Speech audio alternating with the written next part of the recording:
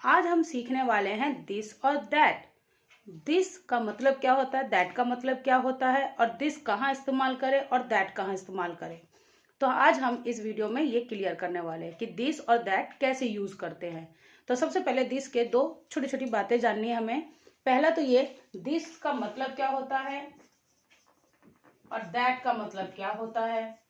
This का मतलब होता है ये है और दैट का मतलब होता है वह है।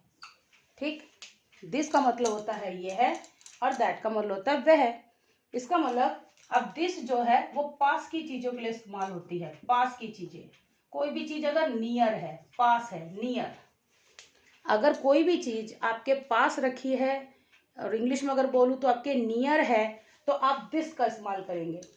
और दैट का होता है किसी दूर चीज के लिए। कोई चीज दूर है माने फार, कोई चीज दूर है मतलब आपसे दूर है, फार है, तो अब आप इसका दैट का यूज करोगे। एक यही सबसे बड़ा डिफरेंस है इसके अंदर कि दिस पास की चीजों के लिए इस्तेमाल होता है और दैट दूर की चीजों के लिए इस्तेमाल होता है।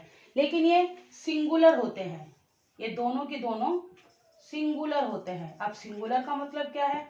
सिंगुलर का मतलब होता है कोई एक चीज। सिंगुलर का मतलब होता है कोई एक चीज, एक चीज की बात हो रही है तो सिंगुलर होता है। इसीलिए हम सिंगुलर होने की वजह से प्रेजेंट में इज का इस्तेमाल करते हैं।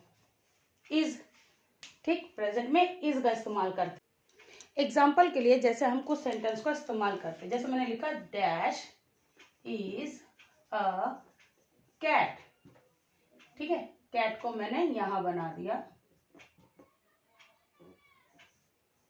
लेकिन इस वाले सेंटेंस के लिए दिस इज अ बैट।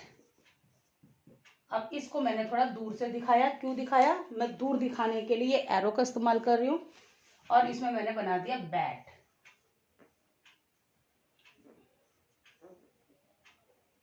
तो देखो, जो चीज पास है और एक ही है, सिंगुलर है, इसीलिए मैं इसके लिए यहां पे इस्तेमाल करूंगी this.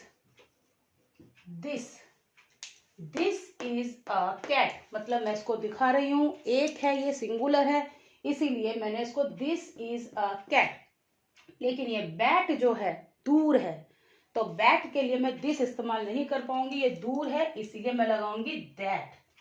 THAT, that. That is a bat. ऐसी एक एग्जांपल और लेते हैं।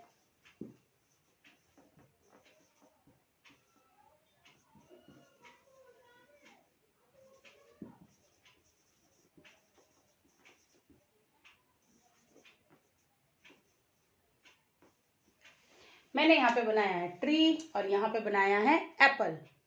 तो देखो, यहां से आपको पता ही चल रहा है कि मैंने दूर एरो दिखाया है, इसको दूर करके बनाया है ताकि मैं यूज कर सकूं दिस और दैट।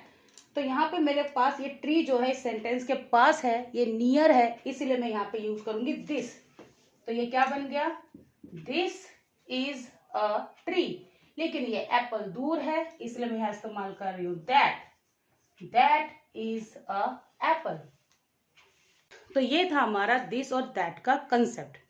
तो दिस और दैट में सिर्फ दो चीजें याद रखनी है, ये सिंगुलर होता है, इज लगाना है, और दूसरा पास के लिए दिस लगाओ और दूर के लिए दैट लगाओ।